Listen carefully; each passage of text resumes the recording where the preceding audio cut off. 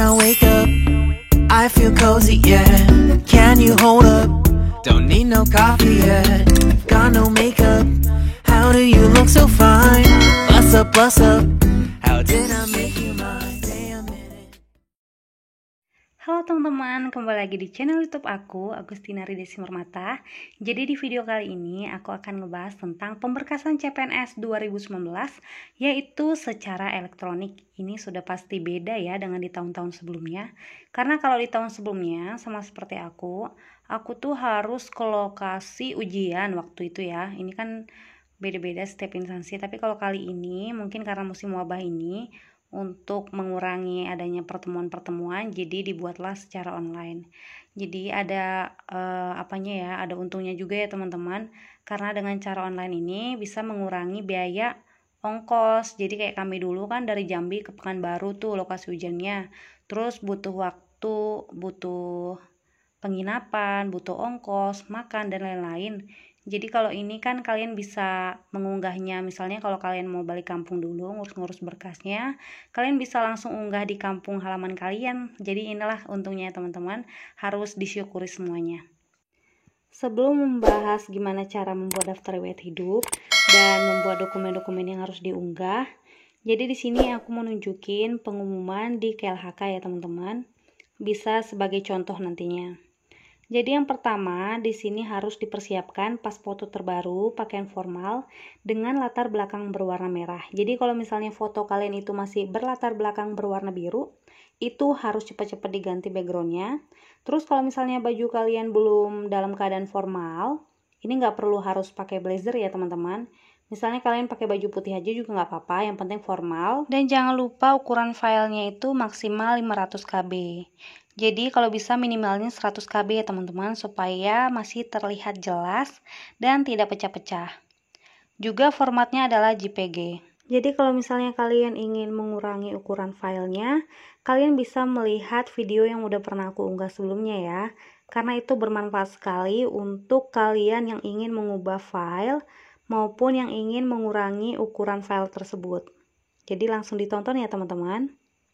Walaupun di judul thumbnail yang sudah pernah aku upload sebelumnya adalah PDF 800 KB, tapi teman-teman langsung lihat aja tutorialnya, jangan terfokus pada judulnya teman-teman, karena itu bisa diubah lagi kok, misalnya dikurangi lagi menjadi 400 KB gitu ukurannya. Jadi teman-teman langsung simak aja videonya, kalian bisa klik juga link yang ada di atas kalau enggak biar lebih cepat ya. Oke teman-teman, jangan sampai salah ya. Jadi poin yang B atau yang kedua yaitu asli ijazah yang digunakan untuk melamar formasi CPNS. Kalau misalnya kalian bertanya apakah ijazah yang dilegalisir boleh, itu sudah pasti tidak boleh ya teman-teman, karena di sini sudah jelas bahwa asli ijazah yang sudah di-scan nih. Jadi scan-nya itu bentuknya adalah JPG dan maksimal adalah 500 KB. Kemudian ini juga ya teman-teman untuk tambahan. Selain berkas-berkas ini, teman-teman juga harus menyiapkan ijazah-ijazah mulai dari SD, SMP, SMA, sampai S1. Kalau misalnya kalian mendaftar pakai ijazah S1, karena itu akan digunakan pada saat pengisian daftar riwayat hidup. Jadi kalian harus persiapkan dulu di depan komputer ya teman-teman. Jangan nanti takutnya tinggal di rumah atau di mana pada saat kalian ingin mengisi daftar riwayat hidup. Oke, jangan sampai lupa ya. Dan yang bagian C adalah asli transkrip nilai yang digunakan untuk melamar formasi CPNS. Ukuran filenya itu maksimal 500 KB dan formatnya adalah PDF. Jadi rata-rata di sini maksimalnya itu adalah 500 KB ya teman-teman.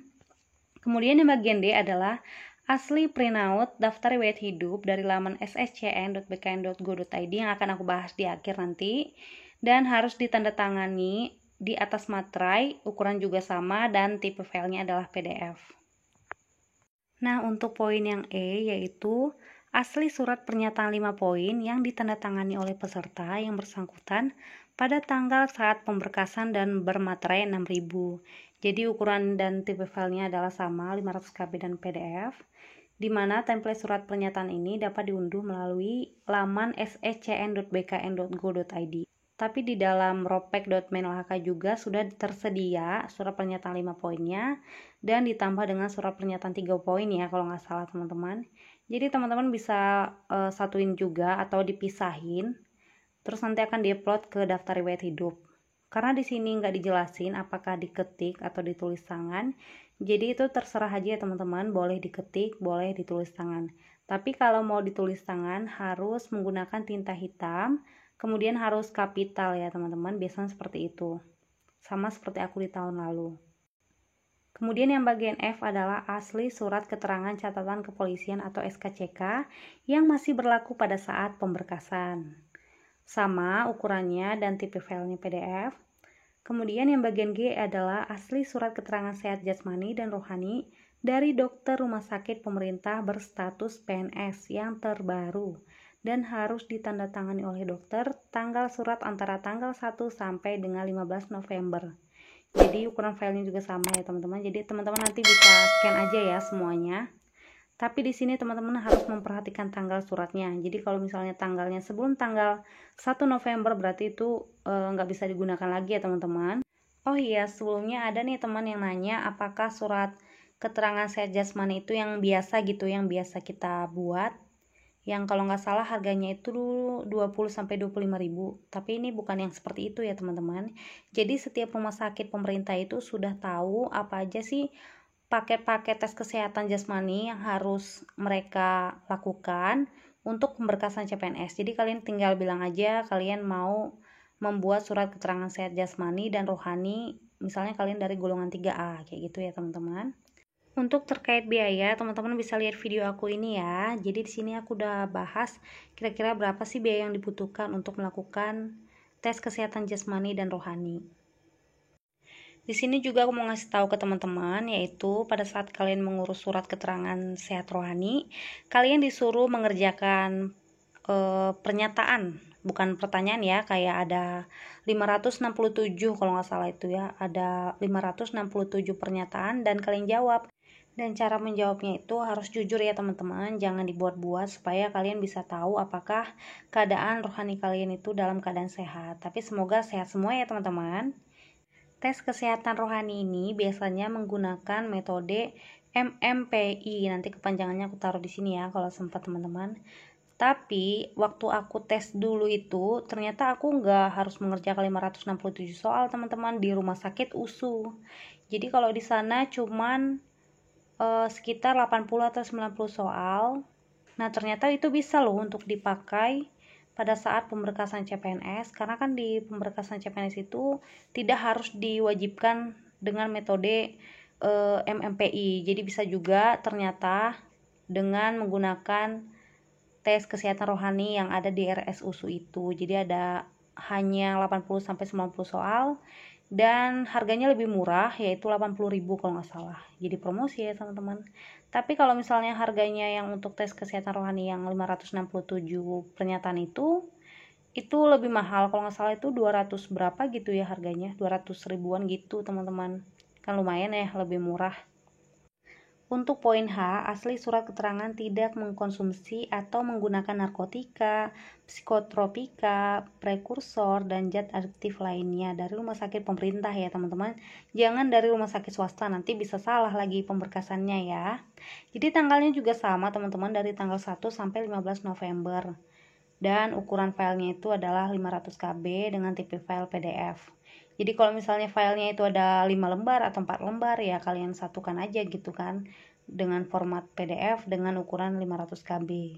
Nah untuk tes narkoba ini biasanya itu yang lengkap ya teman-teman, yang ada tulisan narkotika, psikotropika dan lainnya ini. Karena ada tes narkoba yang biasa, tapi yang disarankan itu adalah yang lengkap seperti ini teman-teman. Jangan sampai salah ya.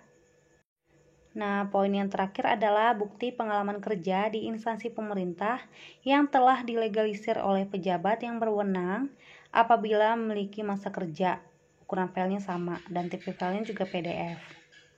Kalau di daftar riwayat hidup, katanya kalau misalnya di bukti pengalaman kerja ini, teman-teman bisa isi, bisa enggak juga, itu enggak masalah ya teman-teman.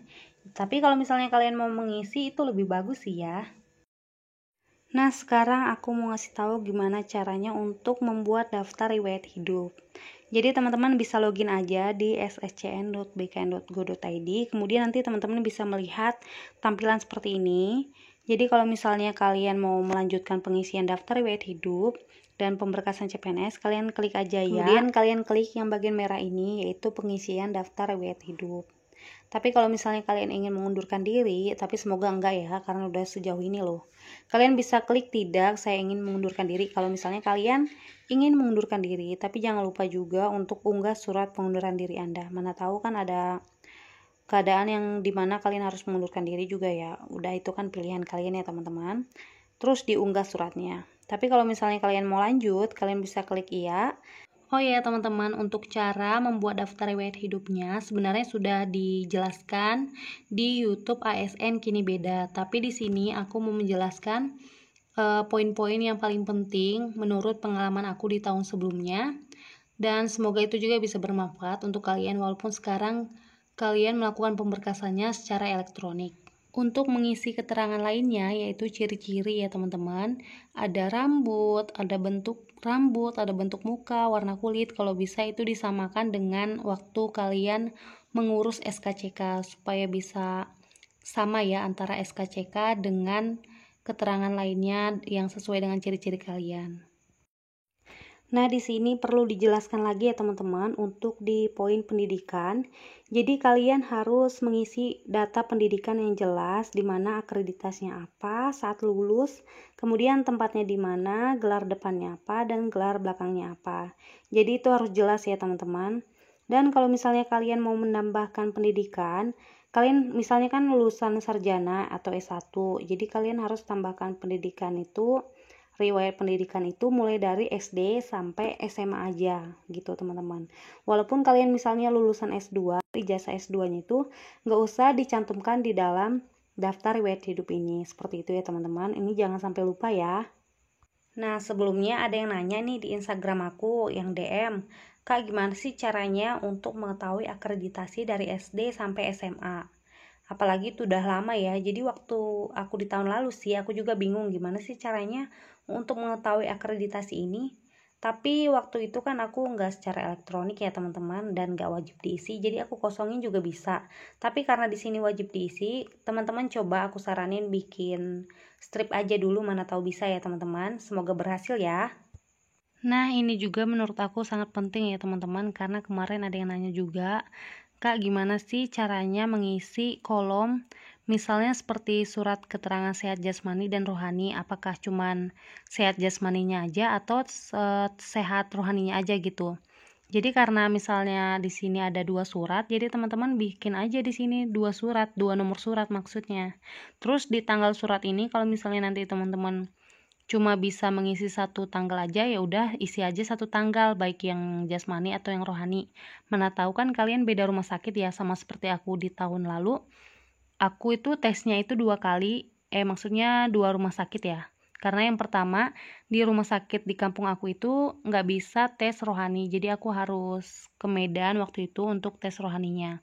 Otomatis kan suratnya itu ada 2 ya teman-teman. Selain itu juga dokternya itu pasti beda gitu antara dokter yang ada di kampung aku dengan dokter yang ada di Medan gitu teman-teman. Jadi kalian bisa isi aja 2, misalnya seperti ini ya, nama dokter surat keterangan sehat jasmani dan rohani. Jadi kalian bikin aja dokter A dan dokter B gitu ya teman-teman. Nah, di tahapan akhir ini ada 8 file yang diunggah. Jadi 1 diantaranya itu yaitu file scan bukti pengalaman kerja, ini katanya boleh diisi, boleh juga enggak. Jadi kalian yang harus diunggah itu adalah 7 file lainnya. Kalau yang 1 ini boleh diunggah, boleh juga enggak. Nah, setelah itu, setelah kalian sudah lihat dokumen-dokumennya sudah sesuai, terus udah sesuai juga tipe filenya, baru kalian lanjutkan ke tahapan yang ini ya teman-teman. Di tahapan ini kalian masih dikasih kesempatan untuk mencek lagi dokumen-dokumen yang sudah diunggah, yaitu dengan cara klik sebelumnya. Tapi kalau misalnya kalian sudah melihat, sudah sesuai ukuran maksimumnya, terus udah sesuai juga tipe filenya, berarti kalian langsung tinggal klik aja akhiri proses pengisian DRH ini. Semoga semua dokumen yang sudah kalian unggah bisa sesuai dengan yang dipersyaratkan di instansi masing-masing ya teman-teman. Setelah mengklik akhiri proses pengisian DRH, maka teman-teman akan melihat peringatan seperti ini. Kalian klik aja iya, dan ini adalah tampilan akhirnya di mana semua file yang sudah kalian unggah itu statusnya akan menjadi sudah diunggah. Jadi nggak bisa lagi diubah ya teman-teman.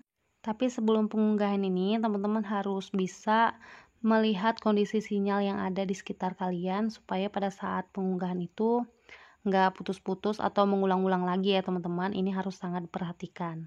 Sekian informasi yang bisa aku sampaikan ke teman-teman sekalian. Semoga ini bisa bermanfaat ya untuk teman-teman. Semoga urusan pemberkasannya bisa dilancarkan ya, dan semoga dilancarkan juga rezekinya. Amin. Oh ya teman-teman, kalau misalnya kalian punya saudara atau teman yang nanya apa sih contoh-contoh soal SKD ataupun SKB CPNS, teman-teman bisa saranin juga untuk bergabung dan mendaftar di Ayo CPNS ataupun di Jadi CPNS. Untuk cara daftarnya bisa simak videonya sampai akhir ya. Oke, makasih, dadah.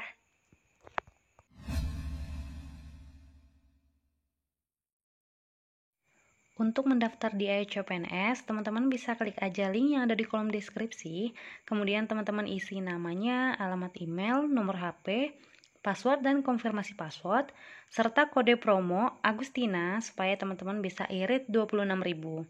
Nah, kemudian daftar, dan setelah itu teman-teman login lagi menggunakan email dan password yang sudah didaftarkan tadi. Ini adalah untuk belajar SKD CPNS. Tapi kalau misalnya kalian mau belajar SKB CPNS juga, kalian bisa klik aja login SKB Ayo CPNS supaya kalian bisa membaca soal-soal SKB yang sesuai dengan formasi yang kalian lamar nantinya. Setelah login, tampilannya akan seperti ini teman-teman. Jadi, supaya lebih jelas, kalian bisa klik aja titik 3 di atas, kemudian pilih situs desktop. Setelah itu, nanti kalian bisa klik aja garis 3 di pojok kiri atas ini, dan tampilannya akan seperti ini. Untuk mengerjakan soal, kalian bisa klik latihan soal.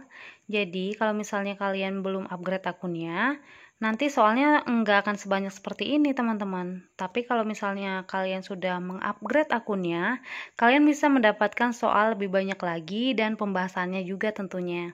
Jadi kalau aku saranin sih teman-teman bisa daftar aja nanti, di-upgrade akunnya supaya lebih banyak soal-soal yang bisa dipelajarin, dan mudah-mudahan nanti kalau misalnya kalian tes bisa keluar ya soalnya teman-teman. Ya, walaupun gak sama-sama banget gitu soalnya teman-teman, tapi setidaknya kalian sudah tahu nih gimana sih konsep soal SKD CPNS itu. Dan kalau misalnya kalian sudah banyak belajar, otomatis nanti pas kalian sudah dihadapkan dengan sistem chat di komputer kalian, kalian akan lebih mudah untuk mengerjakannya. Untuk memilih kategori lain, teman-teman bisa klik aja tanda panah ke bawah ini. Terus kalian mau pilih mana dulu nih yang mau dikerjakan. Mau TWK dulu, ataupun TIU, ataupun TKP dulu. Itu terserah kalian ya teman-teman. Jadi di sini misalnya pilih TIU. Nah, jadi kalian langsung klik aja kerjakan. Udah deh. Kalau misalnya teman-teman mau belajar soal-soal SKD lebih banyak sama seperti ini, teman-teman harus upgrade akunnya dengan cara klik garis 3 di pojok kiri atas, kemudian pilih upgrade akun, dan di bagian sini teman-teman bisa klik aja upgrade premium SKD sekarang.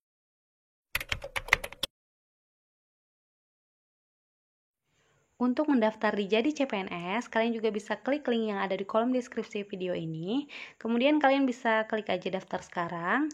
Nah, di bagian sini kalian masukin aja nama depannya apa, nama belakangnya, email dan passwordnya. Kemudian klik mendaftar. Setelah itu, kalian masukin lagi emailnya dan password yang sudah didaftarkan tadi. Kemudian klik masuk. Maka tampilannya akan menjadi seperti ini ya teman-teman.